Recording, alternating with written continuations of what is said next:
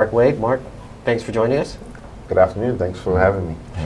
Coach Scott Morton. Yes, thank you, Noah. And goal hero Justin Donovan. Thank you. So everyone's getting excited. Well, I hope everybody's getting excited. We got the Gold Cup and the Nations League, in addition to the Gold Cup after that. But take us through the process of when the BFA sat down and decided we were going to go for this. In your wildest dreams, did you think that we'd be playing in the Gold Cup proper? In my wildest dreams, absolutely. This process really started many years ago. A lot of these players were 12 and 13 in 2005, and even before that, when we started to talk about strategic planning and what are the objectives of the strategic plans. And early on, one of the objectives was that we wanted to be the best team in the Caribbean, and then beyond that, best team in CONCACAF. And they're playing in the regional championships. So the Gold Cup is Bermuda's Euros, it's Bermuda's Copa America. We wanted to be in the Gold Cup. So that has been the goal for quite some time. And everything we've done, and even previous administration, so while I'd love to take all the credit, while my executive council would like to take all the credit, some of this stuff is building on what's been done previously, and we've come to this point. It's been a wild ride, but it's exciting. Yeah. I guess part of the thing is when this journey started off, this specific part of the journey, and we lost that first game. That was like everyone was sort of a little down. Sure. What was your guys' reactions after the first loss, and knowing that that's a huge hill to have to climb back from? Well, I mean, from our perspective, for executive level perspective, obviously disappointing. I think we all left Bermuda thinking that we would do well against Aruba, but that didn't happen. And I think the coaching staff and the players did very well to examine that, regroup, make changes, and then move on. But based on the schedule of games, for me, quietly confident that we could bounce back against St. Martin, and then we always knew that El Salvador would be the big game for us. Where anything could happen on the day. And it did happen. So, from that point on, and so we knew the Gold Cup was realistic. Once you actually start to look at the amount of goals that we scored against St. Martin, and also studying the table of teams, you start to understand how many teams are going to finish on 9 points. And us having scored that many goals against St. Martin, it was always going to be a realistic goal if we got 3 against El Salvador, and so on and so forth. So once you sit down and analyze all of that, the confidence start to creep back in after the Aruba match. So. I know, looking at St. Martin as sort of the whipping boys of the Caribbean, was the plan going in just to try to get as many as possible and not take the gas off? Well, I'm going to leave that to the coaching staff and Justin. Well, I wasn't a part of in the program at that time. Kyle invited me to come on during the El Salvador match. So I can't speak for Kyle's thoughts on that or the coaching staff, but if I was there and trying to put myself in that position, I'm pretty sure that's always a coach's objective. If those opportunities are there, then you make the most of them. It's not taking your foot off the gas. If those goals present themselves, then you definitely want to make sure that you're converting those chances, and then on the other side of it, it's now not take away from what your team objective was during that game, and solely focus on goal scoring opportunities. Right. Yeah. Justin, what was it like? I mean, ironically enough, I wasn't involved either in that game. My first and only game was against the Dominican Republic as I was in school and also battling with injuries during the fall. So I think we go into any game just wanted to take our opportunities, because you never know. I mean, I don't think we would have went into the Aruba game and thought oh, these guys are gonna, really, really battle us, because we're never, played, at least since I've been involved, Aruba or any of those countries. So I think we went in and took our chances, and it happened to be that many goals, and it helped us in the long run. And we're gonna continue to try to take our chances as we go forward, because it could be a lot fewer, Right. going up against better competition. So. Now, we talked a little bit beforehand about the El Salvador match. I mean, as a covering games, I can't remember an international match with possibly worst weather. The rain was just pouring down beforehand, and it seemed like when you went to halftime, it stopped for a bit, and then when you came back on the field, it started to rain again. Yeah. What was it like trying to execute a plan under those conditions? Well, for us as the coaching staff, or me personally, when you're standing in those conditions and you're not moving around, I pretty sure it's a little bit easier for the players because they're moving around. But if you're as a coach just standing and sitting, mentally you have to, gear yourself up for that and try to take your mind off of the rain itself and stay focused on the match. In addition to that, getting information across to the players was a little bit difficult. So, we just used the relay system. So you pass it on to one player, and then at a period of time in the match, he can pass it on to the other player. But the saying that I like to say is that it doesn't rain on a football pitch. So, that was my focus is the match and our game plan. And for me, we executed it very well. And the boys dug in deep because, as you saw, it was, for me, a game of two halves. We matched them first half, but second half, they really came at us. And we did an extremely good job of defending our territory. And we couldn't ask for any more from the players. I remember looking at the stats that CONCACAF was doing during the game and stuff, and they were saying like they had better possession than we did, but we took advantage of our opportunities and defended well. Yep. Sure. I mean, and even at that match, kudos to National Sports Center because the pitch really held up very well. And we were able to take the chance we got. It's a great night. Now, going into the last match against the Dominican Republic, because of the way the weekend worked out, some matches were played a little earlier, and then we had our match, and then there were I think there were two more matches or three more matches after us. Was there any sort of like scoreboard watching, over the weekend and after the night or during the game? Because another match was going on while we were going on, and one was ending just before ours. Not from the coaching standpoint, not during the match, definitely not. But beforehand, not just before the match, but the day leading up to it or early in the day, yes, you take a look and see where we're at. That helps us as the staff. We didn't put any of that onto the players. We just wanted them to solely focus on the match itself. And so it's a bit of that. You don't get into it too much because you only can control what's in your hand at the time. So that's how we looked at it.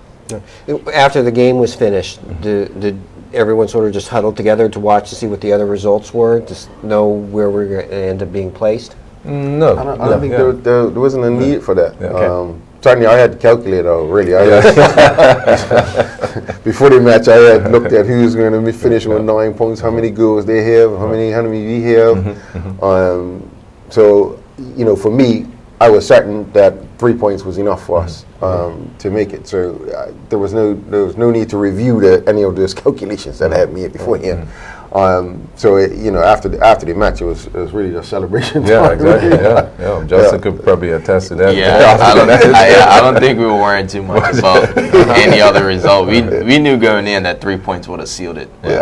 We weren't going in trying to draw and hope this team did that, because there were some shocking results in other games that we would have never expected, like El Salvador going on to Jamaica and beating them 2-0 or something like that. It was just it's always risky. You see it in the game today, just depending on other teams to get results for you. That just usually never goes well. So we knew if we go in there and get 3 points, get the job done, there's no need to even worry about anything. So well, yeah, because Jamaica was in a good position before that last game, and then I remember they're not in the Gold Cup, right? No, they just qualified. They just made it. Okay. Below us. But they just made it. Yeah. Right. So just, I guess some people have some confusion between the Gold Cup and the Nations League, League A. What's the difference between the two? And, it's a lot of football our guys Sure. will be playing, which is good. Yeah. Well, the Gold Cups is the championship of CONCACAF, which is our region. And the Gold Cup's played every 2 years. Similar to, like I said earlier, similar to Euros, similar to Copa America. So that is our championship. The champions of the Gold Cup, of each region's championship, normally play in the Confederations Cup. So if everybody remembers the Confederation Cup, which is played 2 years before the actual World Cup in the actual country that the World Cup's in. So that's the pathway to the Gold Cup and what happens after the Gold Cup. The Nations League is a new tournament, new format that includes all of all the nations in CONCACAF. CONCACAF is the second confederation to have a Nations League because UEFA have one now as well. And the matches we played in over the last 4 FIFA windows, where we were playing for a position in the Nations League. So the Nations League has 3 divisions, A, B, and C. Depending on how well we did in those 4 matches we played, we got placed in a division. So we did well enough to be placed in Division A. So it was sort of simultaneous qualifications going on. One was for the Gold Cup, the other was for what division you're going to play in. So a lot of high quality football too. We're going to have some good teams coming to Bermuda. Oh yeah, Yep. we're in the big leagues now. Or as I said to one of the coaches, we're going from 0 to 60 pretty quickly. So now we're potentially going to be hosting Mexico, U.S., Canada, countries of that caliber, and yeah, we're in the big leagues now. Countries that play in the World Cup on a regular basis. Costa Rica, Yes. we can keep going. So yeah, we're in that echelon now, which is exciting for us to reach that level. But the other thing that we say is that the Gold Cup's not a destination. Right. It's just a stop along the journey. So. Right. Because a lot of people have been commenting, as far as pinnacle of success for the Bermuda Football Association, they always point back to the '67 Yep. Pan Am Games, the silver medal, and how well the guys did, and the unfortunate result against Mexico in the final. But it was tremendous. It was obviously up there. How would you rank qualifying for the Gold Cup? You know what? It's difficult, and I really stay away from doing that and comparing errors. So it's difficult. For me, it's another success that we add to it. I think in '67, we did very well, and those players are what the Justin Donalds of the world are trying to emulate, but in their own way, because so much has changed over the years. So I really try not to compare errors. For me, it's another success that we can pin our head on. Justin, what does it mean for you to be able to play against all these caliber of teams that are such high quality and players that playing professionally for the most part? I mean, like any footballer, you want to play at the highest level you can, and this is that in our region. And I think, me personally, I think it's just another opportunity to not only showcase what I can do at that level, but what this Bermuda team can do at that level. And I know we know we can hang with these teams. I mean, even in the last World Cup cycle, we only went down by 1 goal to Guatemala. I mean, we held them 0-0 at home. Their fans are like clapping us off the field because of how we played. And then we came back Bermuda. I mean, just unfortunately got lost 1-0. So we knew we can play at this level, and now we're there. We're playing with more of those teams like Guatemala and Nicaragua and Mexico and stuff like that. So I'm excited. Like, I can't wait. Like, the training and stuff we're doing now is starting leading up to the Gold Cup and beyond. I'm embracing it like every single day, and I'm just excited to be alongside the coaching staff and the executive and all my teammates and trying to get the job done and win every game. if you can, because that's always, why would you go into it if you don't want to, you're not trying to win from jump. Yeah, when you started your career as a college player, we have a goal of you scoring. I think it's your first college goal. If Dennis can go ahead and roll that, show it to our audience. And we'll just talk while it's being scored. Did you ever imagine back in 2015 that you'd be playing at this kind of level? Honestly, no. 'Cause I've actually watched the Gold Cup. Like, I watch all types of football, like MLS, any European league. Like, I'm always watching football, like always, like no matter where it is.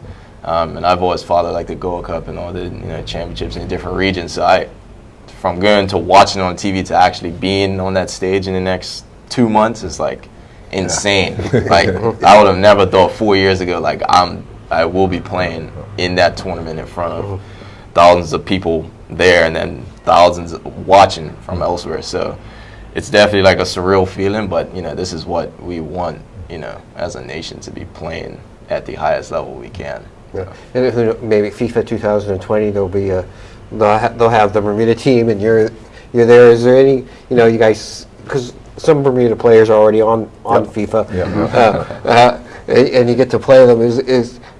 How would it be to be able to play yourself on? I don't even play video games that often, but I mean, it is kind of funny to think you grow up, playing all these little games and FIFA and all that, and you see all these players like, I want to play with this guy, that Messi, Ronaldo, and now like Niki's, at probably the highest level right now, Reggie and all these guys in England and Europe and elsewhere.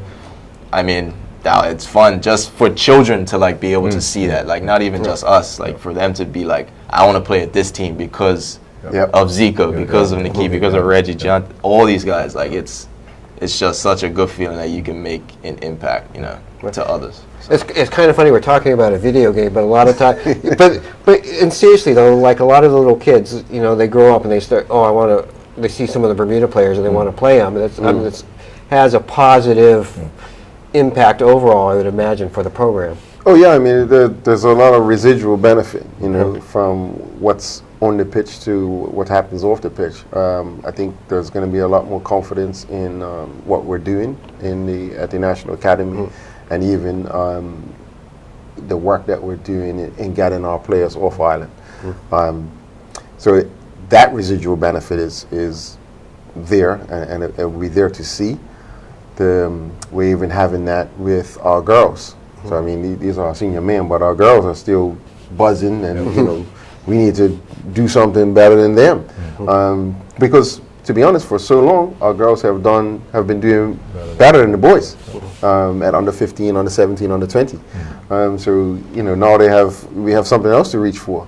Because for me, each generation, each player wants to do better than the players that came before them. So that's all some of the residual benefit that we're looking to see as well.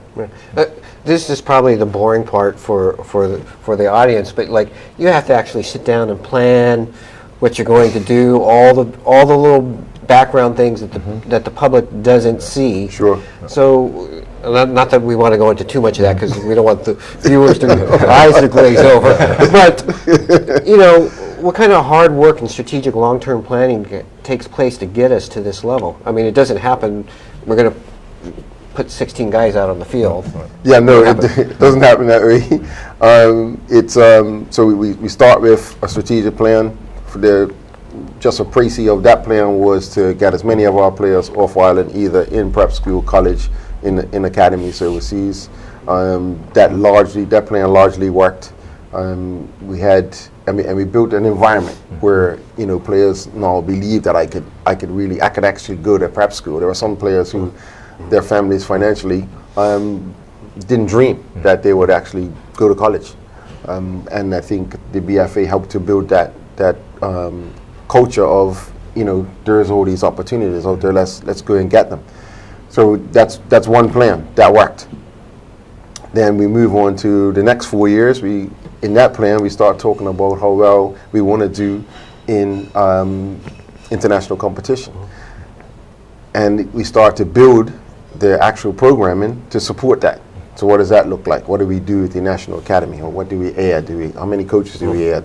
I joked with Scott earlier today that we used to send 5 staff with teams. We're up to 13 now, right? And then as the executive, we got to find the money to support this sort of thing. So we started with 5, then we added a goalkeeping coach, and then we started adding different staff to help support the team, and also understanding how that support will manifest itself on the pitch as in performance. So that's the boring stuff that happens, and yes, it happens all hours of the night because most of the persons on the executive and on our committees are all volunteers. They have their 9 to 5 job, so they're meeting late at night. The coaching staff are meeting every other day, or we're at every day now. At every other day. Yeah, so and then we have to develop the plans to see it through, you know, and then we have to find the money to do it. So it's challenging, challenging because when you think of it, we're competing against the U.S., whose staff or somewhere that their total contingent is about 54 people.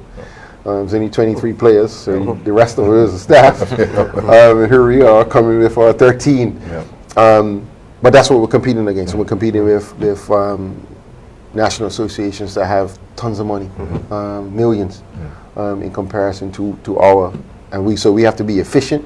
We have to be creative in how we do things. So it's challenging, but rewarding all at the same time, because when you're sitting in the stands like I was in Dominican Republic, to be honest, I sat there just like this for a minute. Which was, we did it, and then what have we just done? What's coming then? What we got to do now? But that's the role that administrators play. It's behind the scenes role. Most administrators are not really interested in the accolades, because we save that for the players. They're the stars of the show.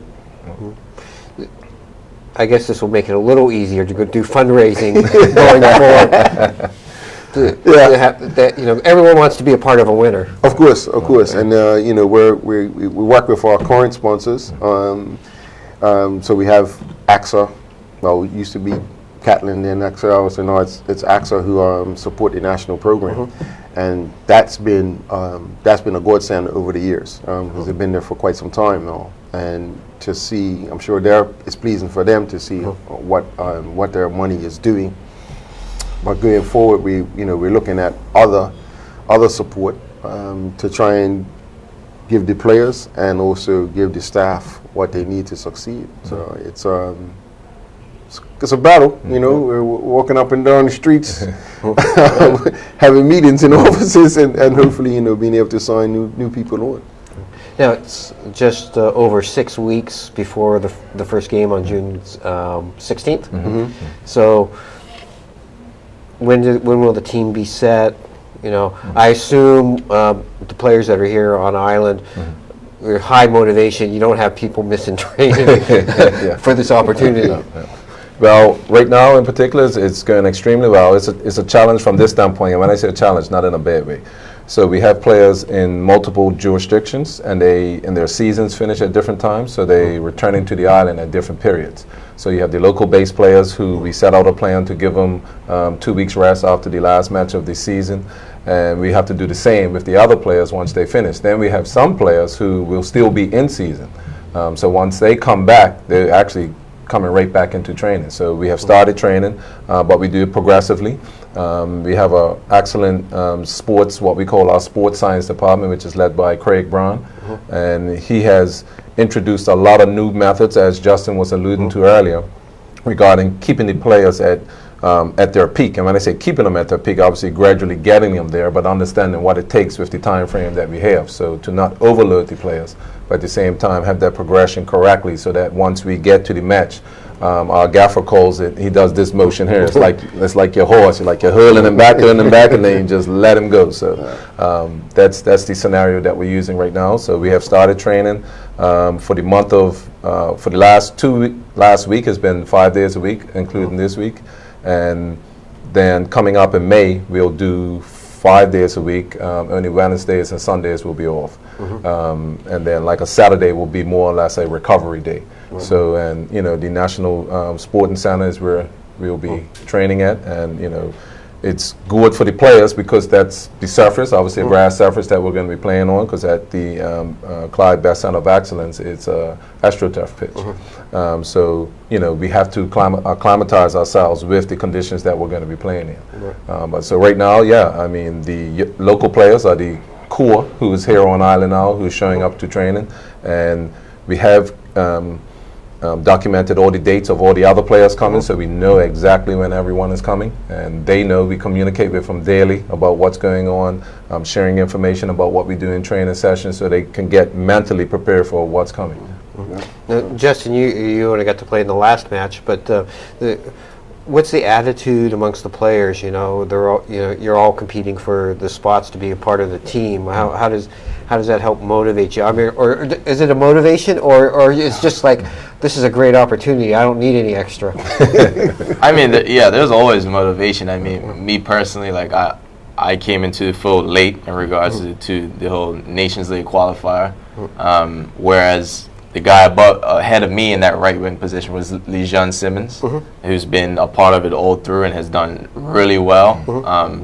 And I was just coming in trying to see if I can help in any way and make an impact. And fortunately enough, I was able to come in and do that. In this last game. I breathed a sigh of relief. And that's all I can ask for from myself, just to give my all and do what I can to help the team in any way. And I think a goal is probably the best thing you can offer in regards to that. So I think the competition is like stiff. Like this last game, we had 2 deep in every position. Like every position had a solid person behind the main guy. So it's interesting, but it's like we're all like brothers. We're all really close. Like none of us are like outcasts from the others. We talk like almost daily in our group chats and stuff like that. So it's a really good vibe around the team. So there's no animosity. We just know we're out there to work and make each other better, really. And in the process, may whoever deserves the starting spot get it, and just whoever's not in those positions, you just got to work hard to try to get in that position. And when your time's called, when you're called to come on the field and make a difference, then you got to be ready. So like you did, right? Like I was trying to do it, I did. So that I'm just excited to be a part of it. Like it's incredible. Do you consider that your greatest goal so far? Definitely for Bermuda. Definitely for Bermuda. I mean, I hadn't scored for Bermuda since the last World Cup qualifying stint when we played Bahamas. That was 4 years ago. So it felt good to you finally net one out of so long. I mean, I've played little stints at right back and stuff like that, but that one felt good. I mean, I definitely brought up that sigh of relief, as President Wade said earlier. It felt good to really give us that cushion at the end of the game. In addition to what Justin's also talking about, meaning a backup player for each position, what we've also done is reached out, because we know that, again, the vision is 2022. It's not the Gold Cup, as President alluded to. This is just the next step into for the World Cup for us. So in order to accomplish that, we're going to need as many players as possible, because the core group of players that we've been using over the last few matches, numbers-wise, it's not going to be sustainable for that 2022 vision. So what we have done is identified 20 local players, additional local players, and now we'll bring them into the fold, have to have meetings with them, get them to understand the process, protocols, being a part of the national program, the responsibilities on and off the pitch. So that's what we're doing presently, and bringing them into the sessions also gradually too, so that this pool gets a lot larger, number one. Number two, it keeps every player, as Justin said, on their toes to know that they're supported, but also, yes, I have to work hard every single training session. I can't drop my guard because of the competition that we're going to be playing against. That's the key. I imagine having a larger pool too, you can indoctrinate everybody. Indoctrinate sometimes has a negative thing, but get them into the culture of what playing Bermuda football is, and how we take training, and how we take that attitude towards games as well. And what's making that so successful thus far since I've been involved, outside of the support that the executive has given the team itself, is the staff that we have. So we have multiple people on the staff that play a lot of supporting roles. We have a mental strength coach, we have the physios, sports science, we have the kit managers, we have a team manager, Maurice Lowe, the technical development director, who leads extremely professionally and very aggressively, that we love from the top to set out the plans that he gets from the strategic plans of the executive.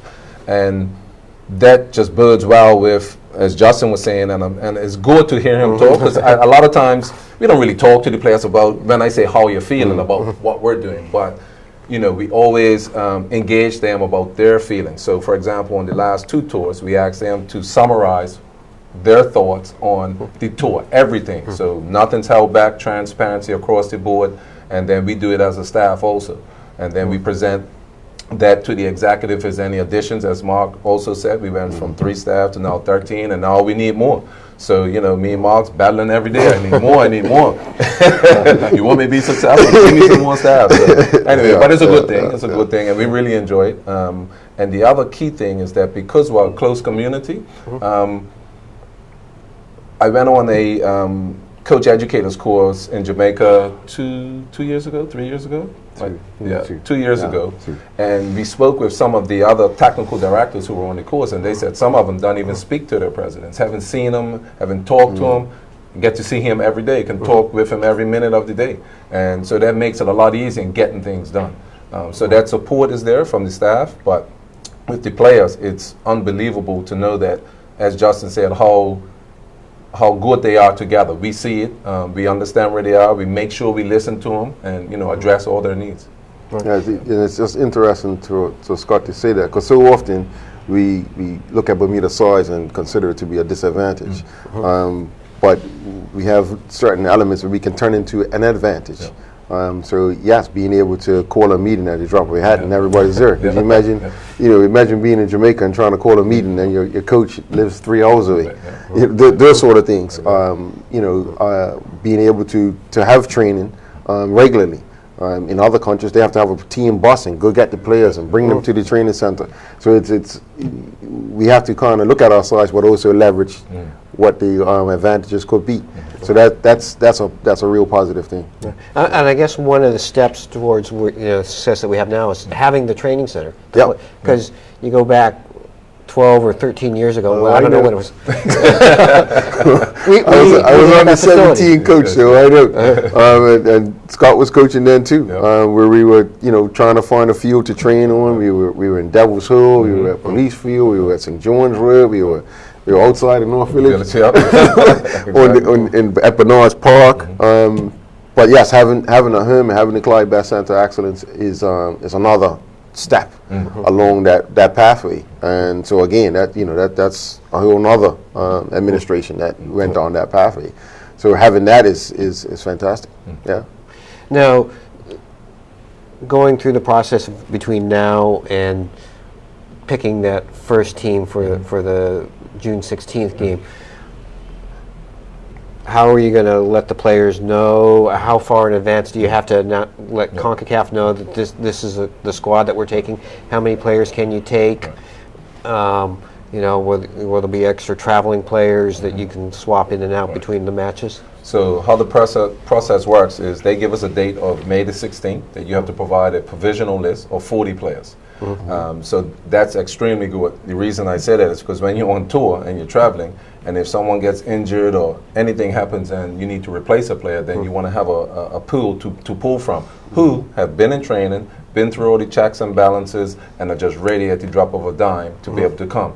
It's a lot of logistics, as we spoke about earlier, to incorporate in that, because they have their employers that they have to inform. So, I mean, they might be working for that week, but then the next 2 weeks they're going to be gone because we need them. So those communications are needed. So far, the employers have been supportive. We're looking for additional support from them, continuous support. And after the 40 provisional players on, I think the next date is, I want to say early June. I think it's early maybe June. Yeah, it's early June, maybe June 5th. You have to have your final 23 that you have to send to them. But like I said, the 40 provisional players that you have, you can pick from that pool in case any of the players get injured or are unavailable. Right. So after you have the 23, if, let's say somebody gets injured in the first game, you can replace them before the game on the 20th. Yes, correct. Okay, well, Correct. Yeah. Now, I guess from a logistical standpoint, having 3 games in 3 different cities in 2 different countries and flying from a different country yourself is it's taking some work to get everything planned and organized. Well, the beauty of the Gold Cup is that we just have to get to Costa Rica, and after that, the players will be. CONCACAF takes care of all logistics after that. So they will be traveling on chartered planes from Costa Rica straight into Texas, and all their ground transportation and everything is done by CONCACAF. So I can I can say great. I'll concentrate on something else. But that's the beauty of the Gold Cup. That's the beauty of participating at this level. All of those things are taken care of by the organizers. Now, I was looking at the stadiums they're playing in the U.S. We've had players like Zico that's played in some of them, so he's a little familiar with some of the what the facilities are like, what the field is like. How much of a help is that from a coaching standpoint? Extremely good help. I mean, even Justin, I mean, from his college days, he can, update us on the types of stadiums, different things to expect, etc. And people like Zico, Naki, Reggie. So even though they're in Europe, but stadiums are stadiums, if I can say that, to a certain degree. So, but yeah, it's very helpful to speak to them about that, what that entails. And again, in the chat group, you see them talking about it, giving information. So once the drawer got selected, Zico, I think, was one of the first ones, to put up a picture on the stadium and give some information about it, etc. So is extremely helpful. Right. The crowds are obviously going to be a bit bigger than some of the things. And so obviously, those guys who have been playing professionally are used to larger crowds. How do we help players like Justin, who maybe hasn't played in front of 20,000, 25,000 people, adjust to that? Is there a psychological thing as well? Yeah, it's a balance. I mean, if you haven't been there, it's difficult to say what you can and can't do. So it's just relying on the information and the I guess doing some reconnaissance to see as much information can you get. How can it help you? At the end of the day, it was a smaller sample of it when we went to DR, meaning the fans and stadium. About how many people were there? Yeah, a couple thousand. But I mean, smaller than a Bermuda crowd. Yeah. But the thing that also we have to leverage Niki's experiences. We have to leverage. Remember, the gaffer Kyle has the experience as well, playing in front of lots of fans. The coaching staff were able to test the relay method during the El Salvador game because it was so difficult to communicate with the players. So they've had some experiences that they can kind of rely on and certainly leverage players who've played in front of big crowds as well. So, and in addition to that, so I can't believe I forgot it just now as I was talking. Like I said, we have a mental strength coach, so he does some good work. I'd like for Justin to really talk about that some more, because obviously his job is to get the players to a position where they can relax as much as they can, any stressful situations, be able to minimize it or alleviate it, so that the players can go on the field and just focus on their job and responsibility and what's at hand. Yeah, definitely, because maybe fans think it's like got Frankenstein with prods on his brain. Exactly. Justin needs to let us know that what he's up to. Well, I think because a lot of these meetings are one-on-one, so we don't know what he's talking about. Because I think that's important, because up until I think it was like 2 or 3 years ago, Bermuda had never won an A-League match in which they trailed at halftime. And then there was, I don't recall the game off the top of my head, but we were down 1-0. I think Andrew was the coach at the time. Okay. Right. And we came back and won that match, and so it was just like, okay, they have the mental toughness to come back. French Guyana. Yep, French Guyana. There you go. But yeah, Martin, who's the mental strength guy with the national team. He's doing a great job. I mean, I remember when we first got to Miami, going to DR, he just wanted to have one-on-one meetings, not even about anything specific, but just talking to him, just to get to know each other and know what we've been through the last, so many months or years. Like me personally, I've been struggling with a lot of injury the last year, and it can be very frustrating. It can really get to you. So my football was limited, especially in 2018. But I just told him about that and how I've been a little down in that aspect, but I'm looking to try to just be strong mentally. And he's there to talk about anything. And he's really done a good job, even with the sessions we've had so far locally, with this preparation. Before every session, he talks to us and helps us do like breathing exercises and stuff like that. And we're about to do fitness and things like that, just to help us get through the session. And then we reconvene after and talk about it and see how it helped us or how it might have not helped us. And it's a huge help. It's like something so small, but you wouldn't think would make a big difference, but I know when the time June comes, or June 16th, we're going to be, not only physically better, but mentally stronger in terms of dealing with like the crowds or dealing with things that have nothing to do with football. So Or a hostile environment you might be playing in. Exactly.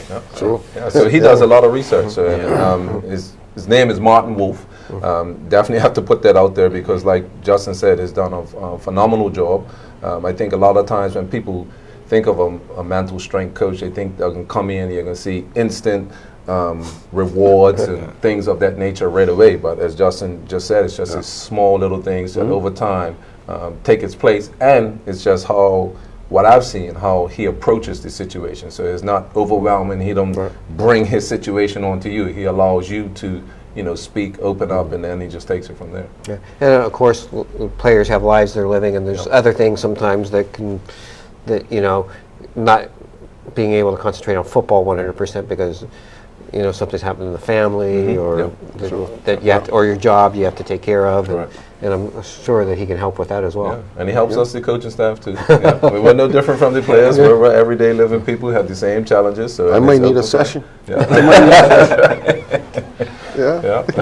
Now, of the three matches, which one's the most exciting to you, and why? The first one. Okay, why?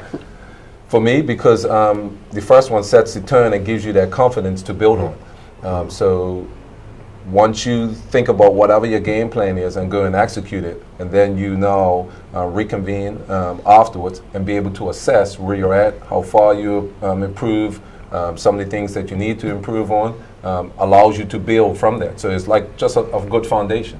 And it's important to get that good foundation because you got matches coming after, so quick and fast. And again, you're now traveling. So as soon as we finish the match, don't we like travel the next day and then now you're on to the next match. So there's no real downtime to say, okay, I need to think about this or go through a certain process. Like you got to get up, travel, pack your clothes, etc., etc. So for me, the first match is key.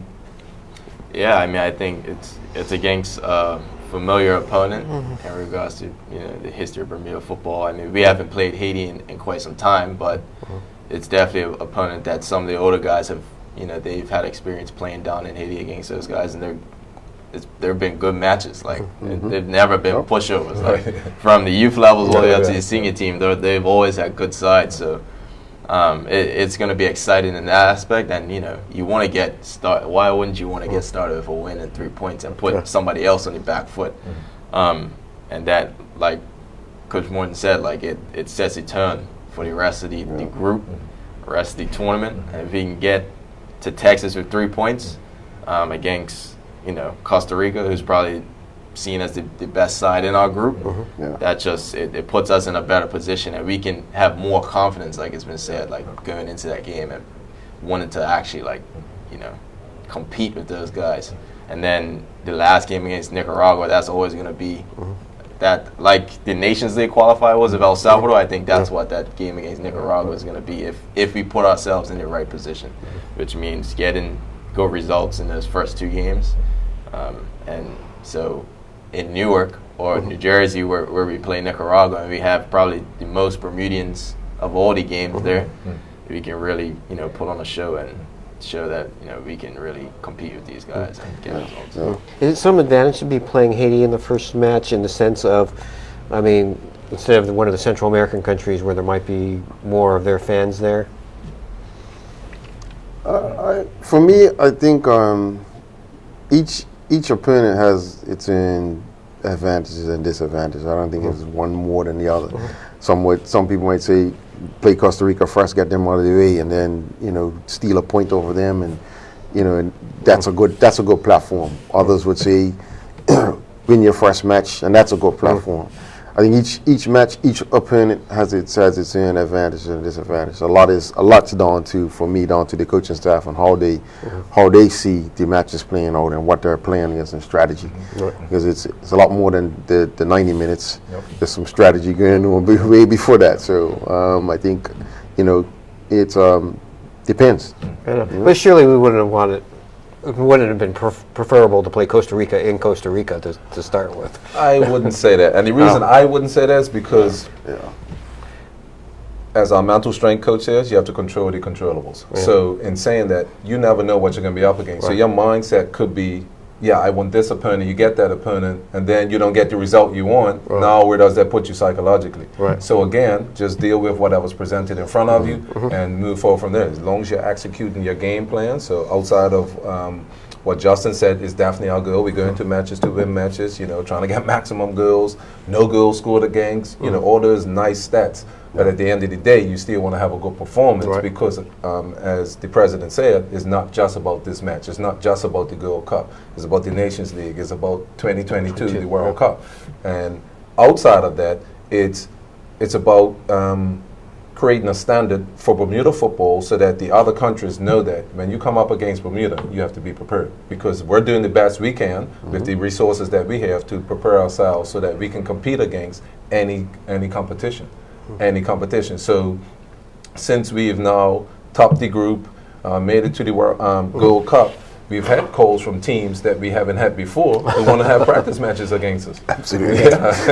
So that's a good thing. So you're putting yourself. You become a desired opponent. Exactly. Something where they can test quality against quality. Yeah, exactly. And now, just like other countries have done in the past, you can maybe start making some demands. Yes. Parents' fees, pay for our flights, all of that. That's what comes into play because that's what's been put on us before. So now we're putting ourselves in that, or we have put ourselves in that position now. To set us up for the best success for that opening match, how soon will the players be in Costa Rica to get acclimatized or used to the food or whatever the case may be? Or will there be like a little stop in Florida and then go to Costa Rica? Has that been set yet? Well, the current plan is to go directly to Costa Rica. We have a match on the 25th against Azores in Bermuda, and hopefully within the next couple of days we'll announce another match as well. But that's the plan that the coaching staff have devised, is that we go straight down to Costa Rica. CONCACAF will take care of the team match day -2. So we're going to go a couple of days earlier to help with the acclimatization, understanding the weather, how it plays out during the day. There's a lot of variables. What's the wind like? Is it going to rain? And when it rains, what kind of rain? Is it English rain or is it rainforest rain? Those sort of things. And it's one thing to search all of that on the internet, but it's another thing to be there and living it during the day. So all of those things, the coaching staff and players will be able to experience Costa Rica, get all the what I call deer in headlights moments out of the way, and then you'll be able to focus on the match. So they'll go down a few days earlier. We haven't quite decided which day that's going to be yet. There's a lot hinges on this match that we're negotiating. Okay. I'm just guessing, like the match in Newark should have a good Bermuda crowd, or at least are you hoping there's going to be a good Bermuda crowd for that since it's so close? Well, I mean, the buzz that we have right now, all of us are getting calls daily about matches, and we're where can they get tickets and all of those sort of things. Yes. Where can they get tickets? See, I'm trained. Let's lay this out right now for everyone. Yes, the BFA will have tickets. We have an allocation of tickets. We have a minimum allocation of 300 tickets, where once we understand what the demand is, we'll know whether or not we need more. We're at the moment just finalizing what the price will be. We've requested tickets in the, whoever's been online, they'll know this off the top of their head. There's $100 tickets, there's one level higher, which is $125. We're at the $100 level. In and over, so the ticket price will be somewhere near to that.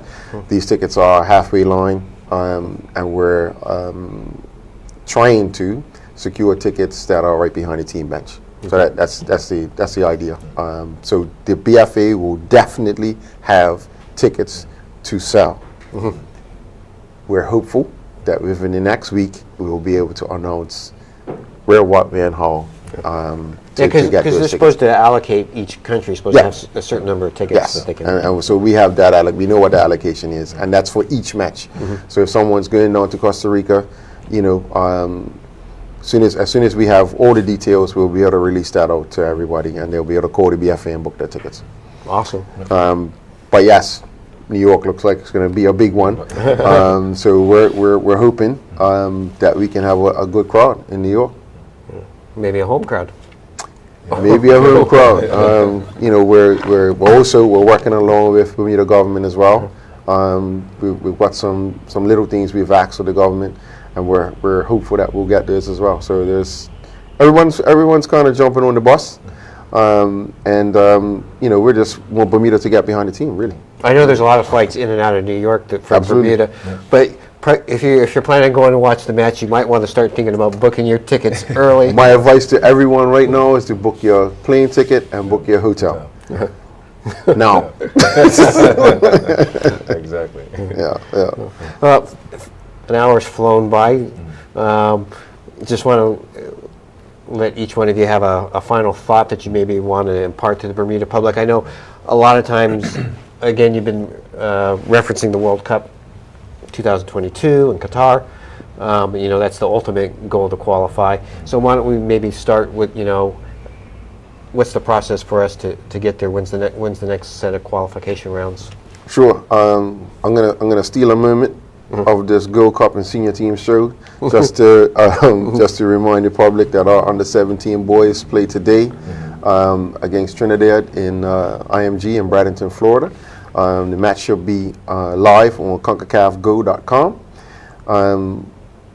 I believe the match will be at 6 o'clock, but I haven't checked the timings. But tune into that and let's support our boys. Okay. It may be on Flow Sports, but it will definitely be on CONCACAFGO.com. Okay. As far as 2022, we have to be in Group A, and the top, I think we got currently at the current size of the World Cup, because remember that we're increasing the size of the World Cup. We haven't passed that. We haven't passed that recommendation from the FIFA Council yet to increase 2022 to 48 or 48. 48. Yeah. I'm anticipating that we'll have that discussion in France in June, but for now, CONCACAF has 3.5 spots, so you have to be in the top 3 of Group A to make it into the World Cup, and then the half spot is you play against another confederation. So for us, we got to do well in Group A and be in the top 3. That's come September. We know we have who we have on our Mexico. We have Mexico, Panama to play in a home and away series. So big stuff. Our boys will be playing in the Azteca Stadium. And we're hosting Mexico and Bermuda. Yep. Just imagine that at some point. And Panama, who qualified for the World Cup for the first time in their history. We're going to be playing them and hosting them in Bermuda. So our road to 2022 starts in earnest. Well, started in earnest in our planning, but in terms of matches being played, starts in earnest in September. So exciting times. Nations League A does not qualify you for the World Not Cup. automatically. No, Okay. but it's You got to play it's a some good step. games, and you got to be at the top of the leaderboard there. So, like, if you finish on the top of the Nations League A, then you qualify. Yeah. So, we've already passed an important step to reach that goal. Then. One step, we're in Nations League A. That's the first step. So the next step is now to do well and be at the top. So now it's us among 16. Yep. Right. There you go. Scott. In addition to the under-17s who will be competing in their first match today, Kyle Lightborn, the head coach, is down there, assistant Sequoia Robinson. So that's a way for him to keep his pencil sharp, and with now transitioning back once he comes back home too. So, and that's the way that the academy is set up, so that coaches overlap with one another and assist one another. So he's going to offer some some good support, experience support for Sequoia there. So definitely tune in. For me, outside of the for the public standpoint, and you said earlier, I smiled when you said it because you said it's kind of the boring stuff, the behind the scenes, that type. But that is critical, and when I say that from the standpoint of the financial support that we also require, moving forward, because as the president said, we're playing against teams like the U.S., Mexico. They got millions and millions of dollars in their budget. Yeah. So we really need all the support we can get from any sponsors who would like to come on board.